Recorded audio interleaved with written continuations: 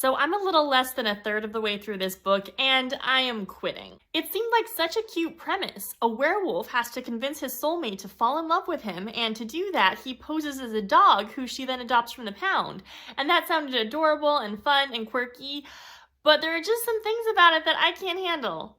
The whole power dynamic between the two main characters feels super imbalanced because he knows from the moment he lays eyes on her that she is his soulmate, and she doesn't know this at all. She's completely in the dark, and he is just taking advantage of her and manipulating her in so many ways. It's just not funny. In his dog form, he runs away, panicking her and making her worry about her precious pet who's gone missing.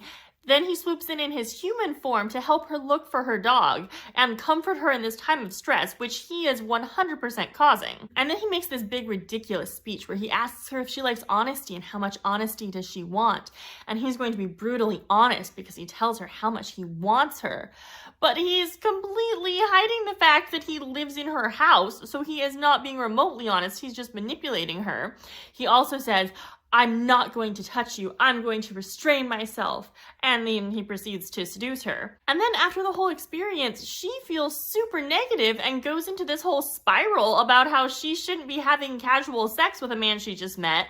And the whole thing feels very judgy, and like the book agrees with that perspective. And the story might not do what I think it's going to do. It might redeem itself. But from right here, it looks like she's going to realize that he's the love of her life, and she'll fall madly in love with him after he continues to manipulate her, and then she won't feel bad for having the casual sex because it ended up being with the love of her life, but she'll still, like, as a core value, believe that if it had just been casual, she would have been a bad person, and she'll still feel all this shame. And it just seems like there are a lot of really toxic relationship dynamics in this book that I just don't want to keep reading.